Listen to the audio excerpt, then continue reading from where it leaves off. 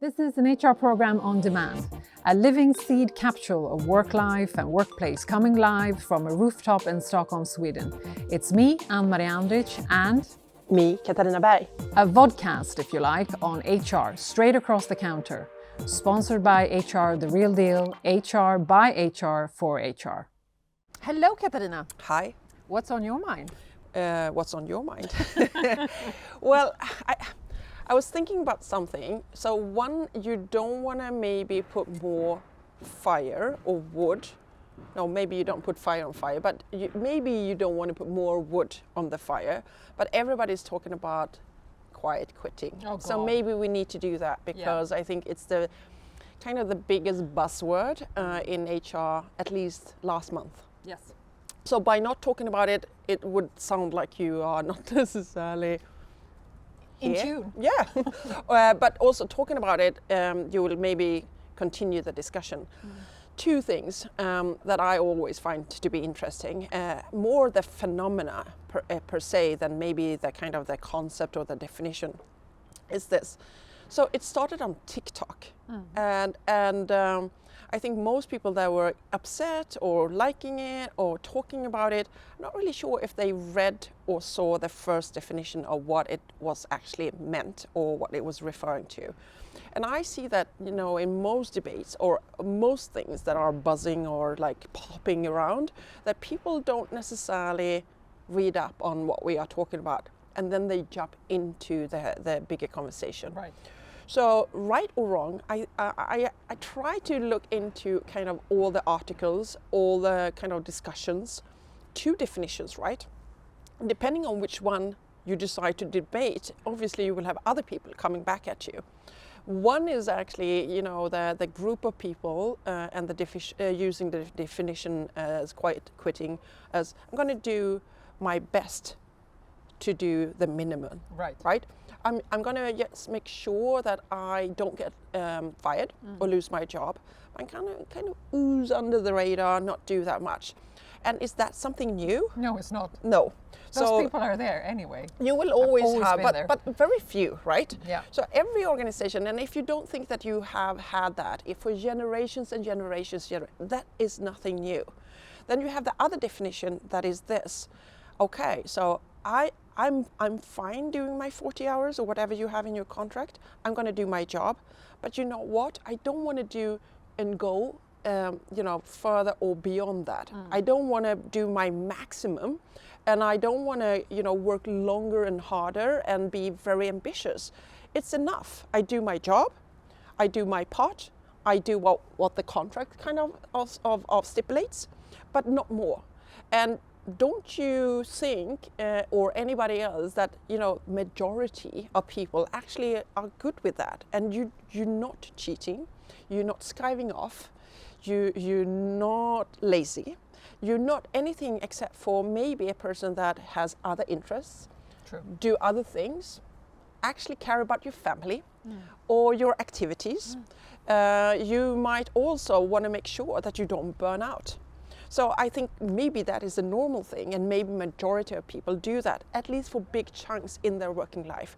So if you whatever you choose of quiet quitting, one is actually quite sensible if you think about sustainability of your workforce, that people don't burn out. And we talk about that a lot. So is it something new? No. Is it something that you should get really worried about as an employer? Well, I think yes, in that sense that we should always monitor where engagement is, and what the reason for these things are. But what I actually think it is, it's one of those clickbaits. You find a really cool kind of headline, and then you get that interest, and then when people then start to talk about it, then everybody makes up their definition and then decide if they think it's cool, if they think it's new, what's worrying about it, and then you have like the long tail of everybody's kind of engagement to the topic per se. So I think as every time it's interesting to go back to definition and then maybe discuss it and debate it.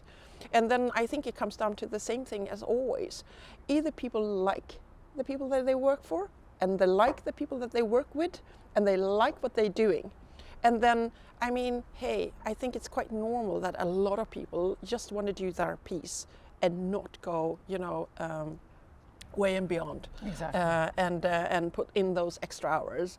And you know what? There's nowhere in the contract where it says you should work really, really, really hard and do all those, extra hours and always go the extra mile and put your hand up for everything. Especially if you're going to be there for a long tenure. I don't think that necessarily works, especially if you also do a private career, right? Meaning having a partner and maybe, if Raising you're a lucky and family. want that, partner and kids, right? So nothing new. I don't think nothing to worry about. And the thing that you should worry about is the things that we should always focus on in a company as managers, also with the culture, but also as HR professionals. Do people know what we are doing? Do they know what we are building? Are we purpose-driven? Are we trust-based? Do we dare to be value-based? Do people know what they, fit into that picture? And do they also know what we are expecting from them? True. And then again, you treat people the way you would like to be treated yourself, and I think you will find out that you will not have that many, quite quitters, in the bad kind of definition. But you also, I think, will find out that you will have a lot of quiet quitters in that kind of normal definition of I'm going to do my part, but I'm not going to do extra. I'm working lagom, Yes. which is just good enough, right? Lagom is the Swedish word for just good enough. Yeah, and then I think companies have different phases too. So if Yeah. you're in incubation or a startup, right? Most people will work fairly hard, but true. then you do that because it's also rewarding. You're True. doing something, you're building something, you're part of something, and maybe it's hard for you to stop. And then you go into the kind of more scale-up phase, right? Again, depending on what role you have, depending on your personality, depending where you are in life. If you're single or if you just, hey, I find a lot of things at work as like part of my growth, the way that I get like maybe energy in my life, then I think you will find a lot of people that actually works harder than maybe what's stipulated in your contract. And then you go into mature and we are different personalities. I think, you go to yourself, are you a typical, 8-hour person, or do you, I need to do this, I want to do this, I'm going to engage in that. And I don't think that necessarily has to do with your role, your company, your manager, Right. And you need a bit of everything, and that is why we talk about diversity, and then we usually look into other things. We look into the gender, we look into the age, we look into sexual orientation, we look into ethnicity, we look into race, and so on and so forth, right?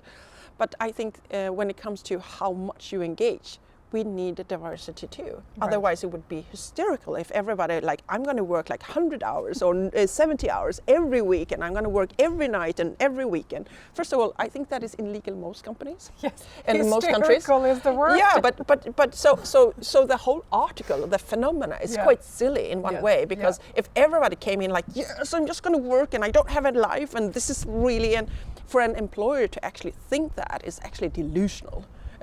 So that is a bit on my mind, and not the concept itself, but how we love jump on buzzwords and trends and then debate it as it's ooh, this is something new, or we put it on new generations, go this generation is a bit tricky, or they're so different. Every generation, every kind of era has the same things. It's maybe just labeled in different ways. True. Yeah. True. I agree.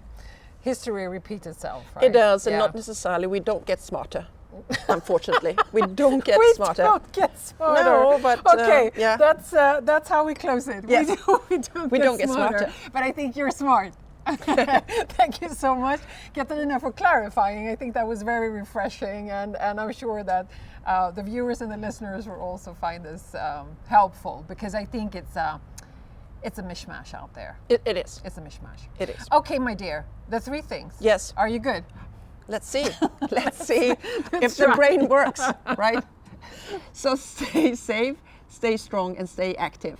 In the medalje. She did it. Fantastic. Moving to Tuesday. Gör ett ABBA. Kan du göra så ABBA? här? Ja, men du vet så här. Nej men de gör... Det här är ABBA. Men jag tänker att när du är så blond nu så är det lite backare, är det inte det? Backare. I can boogie. certain song. Men Vigers, du är ju inte Agneta. Nej, jo. Nej. Jag är Frida. Ja. I've always been Frida. Har ni varit på ABBA-museet och gjort de där rörelserna? Som man får bli den 5:e ABBA. Nej, jag har inte gjort. För jag kan ju inte ta instruktioner. Så hela ABBA skulle dansa åt det hållet så skulle jag dansa åt det här. Okej, nu är det här hållet. Jag är helt omöjlig på att ta instruktioner. Kommer ni ihåg att hon sa det? Hon brukar säga att jag inte kan. Jag är också, jag hör ju Nej, inte. du lyssnar inte Nej, på jag lyssnar instruktioner. inte. Det är Nej. två helt olika Jag går saker. på känsla. Ja. Ja, och det är mest kanske när vi åker båt. Du inte kan ta instruktioner. Nej, man vill inte ha med i en båt.